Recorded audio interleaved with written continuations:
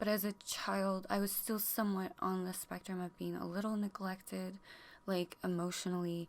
Both of my parents sort of let me down as far as emotional regulation. At times, my mother, I've talked about, like, would punish me by leaving me on the side of the road when I was like 7, and then not punishing me, but abandoning me at home by leaving me alone with my little brother when I was only 7 or 8 years old. And I do think that it was really like she was just going to church meetings, but like she couldn't bring us with her, she just left us there alone. So I think that has some deep rooted like abandonment issues within me. And my dad passed away when I was 14. So he was always like a good dad to me. And I think he was still dealing with his own childhood traumas and or being a war vet. And he got me my first horse, when I was 12 years old. And yeah, he was just like a good dad. So that was sort of my upbringing. However, my dad was not very religious. He was not religious, and my mother was. My mother was very into the religious Mormon culture because she had been raised Mormon. Her mother was Mormon. They were continuing that lifestyle where everyone just sort of, that's what you do, and you keep getting your kids baptized into their church, and you keep working your way up the ladder. So I had already felt like kind of the gray sheep of my family, questioning my mother, like, why does my brother, or why do guys in our family have to go on a mission? Which is like they leave for 2 years and they go spread the Mormon religion all over the world, across the United States. They pay for it like $10,000 to go on this mission. They're paired up, like 2 males, 2 females.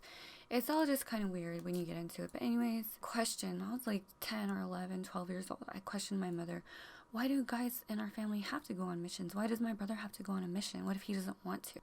When we got out of the car, she pulled me to the side and said, boys in our family, that's what we do. That's what they do. We encourage them to go on a mission. Don't you ever question it. Don't you ever ask me again or say it in front of him. And I was like taken back. I was like, oh, okay, my bad. And from an early age, I definitely felt the presence of God in my life, and I believed in God. Like, I would still question Jesus and all of the aspects of even Christianity and the Bible, but I always thought there was God and there was heaven. And I questioned everything else. And I felt like maybe Jesus was a scam. Maybe it is a lie. So I do remember coming to that crossroad and having to decide, would I have the faith of not ever seeing and just believing, or would I choose to go a spiritual, new age, crystals, whatever, horoscopes type of way? So I chose to go the way of Christianity once I read the Bible, especially the book of Revelation, coupled with I went to like the beginning of the New Testament, read from Matthew through Revelation, and then went back and read the book of Genesis through Leviticus, and then I skipped to like Psalms, Proverbs, and then in between I skipped around in the Old Testament and found some like crazy parts, especially the 5th book. I remember being like, what? And then having to question things like, well, do I think that this was for the people of this time? Basically, Old Testament is pre-Jesus and New Testament is Jesus. So I do believe in the New Testament, not like more so. It's just like I apply it to my life. Yeah, probably more so than the Old Testament. And I love the Old Testament. Like Ecclesiastes, I think, tells you everything about life as well. Proverbs, Psalms is beautiful. It just speaks to your soul. And so as I got older, I struggled with teenage things like, I lost my virginity at 14, not really knowing what even sex was or anything about that, because being in a religious cult, it's like you just don't even talk about that. You don't think about it till you get married. And after this experience happened where it was just like I really didn't even know about I just never really watched porn. Was not my thing. 14, I liked this guy, and then like one night it was just sort of like happened, and I just really Yeah, after that, I did not want to date. I did not want anything to do with guys. I threw myself into like friendships and chilling, just my music, even schoolwork. I was like a high school student who just wanted to do well, not like exceedingly well, but I wanted to do well and graduate high school and get out on my own. I just could not wait to like get out on my own. But as soon as I went out into the real world, it was like one of those kids being raised in a religious cult that's all of a sudden faced with the real world and, guys and dating. And so I didn't have a dad from 14 onwards. I didn't really have a male person, grandpa, or anything anyone I could talk to. So I was relying on reading books like the Venus Mars books, the love languages, just books that I could get my hands on about psychology and personalities, because that always was interesting to me when I was trying to quote unquote find myself, getting through college, dating, eventually getting married, having my daughter. All of this time, my walk with the Lord was very kind of just not very strong. But even as I look back on my journals, I did always seek God. It was just like not very strong. And so once my daughter was born, I do remember having a moment of questioning religion, because even until that point, I was still like sort of somewhat in my family's expectations of me to join family things and care about their religion and still care and care and care. But as I got older in my later 20s, I just questioned everything. And then, like, having a daughter made me question everything. So I just remember specifically at one point, I asked God, what do you want me to do? And where is my life supposed to go? And what do I do next? And I felt like, looking back, that was my submission to the Lord, to ask Him, okay, I'm a person, I'm a human, I'm a life on this planet, what do you want from me? And until then, I guess I had just always tried to do things my way. And finally, I wanted to submit to the Lord and be like, God, what do you want me to do? And after that point, I felt like in my spirit, God just sort of telling me to be patient, to wait, and to learn and to listen. And when you're raised in a religious cult, you are sort of given this mind frame of everything, or at least they do, and like, what else is there to learn? But little did I know that God would take me down the craziest rabbit holes, from like back from the times of Exodus and Nephilim and giants on the earth, to like the tequila, like Bob, talking about the cloning centers nowadays. And like, this all sounds crazy, right? But this is all the things, like all the conspiracy theories that I've read about or heard about over the years, to like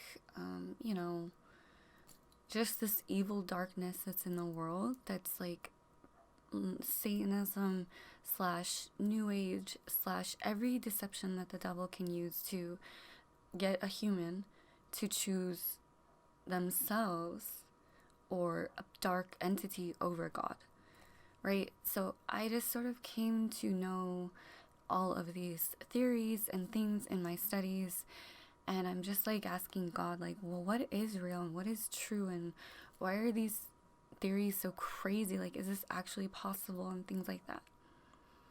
And then it just seemed like it didn't really matter if it was real or not, if all these things were real, and sacrifices and all this stuff. Like, this has been going on since the beginning of time. And I had to ask the Lord, like, as far as my purpose, what it was. And not that I will even ever know specifically, but I did feel in my spirit that it was just to like take a back seat, to be calm, to be the calm entity or presence in my family lineage, like to not be that one that went crazy or lost it, just to be like a calm presence no matter what.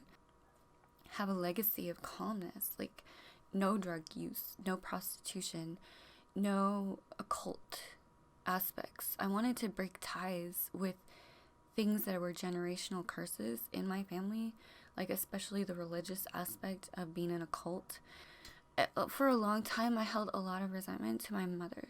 I was very mad and angry with her for I felt being duped into a religion and not told the truth about like life, and I felt really mad with her. But eventually, of course, as a Christian, I came to forgive her.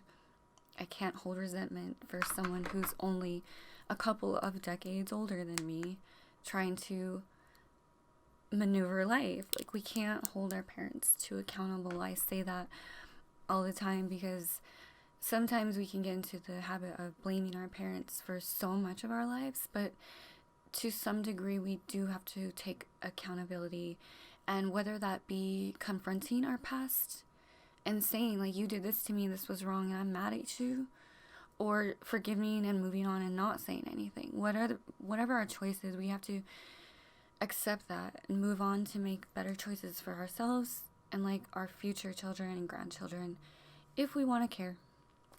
Right? I chose to care. I chose to go to college to try to like make a better life for myself and my future and my daughter. And whether I fail or succeed, I'll know I tried. I did not to do it to want to have status or anything. I just wanted to look back on my life and feel it wasn't wasted, really. And I think education is important and can be super beneficial if you're healed and in the right state of mind and doing it for the right reasons, which I hope I am. But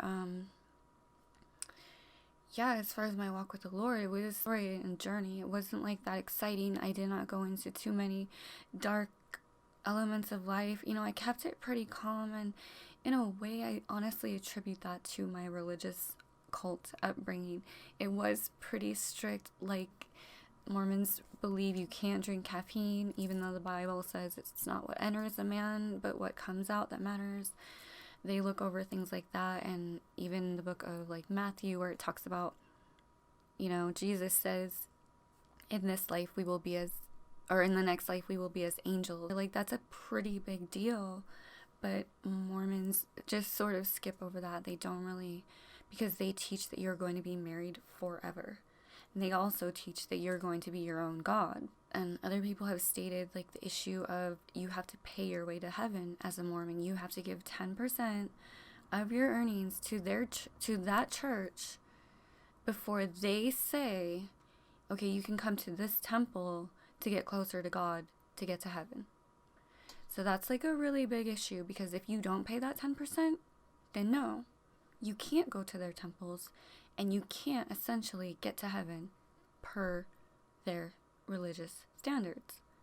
So if you're paying your way to heaven, right? And then if you are teaching that you're going to someday be a god, and if you're teaching that you're going to be married to one person for eternity and not like progress and be an angel or something, that can be conflicting and confusing and difficult to escape. So how I even did was simply by the grace of God, and for myself questioning and asking and being willing to pray and ask God and read the Bible. Like, I did have something to do with it because I cared. And so God's not going to like make anybody care or ask or question him.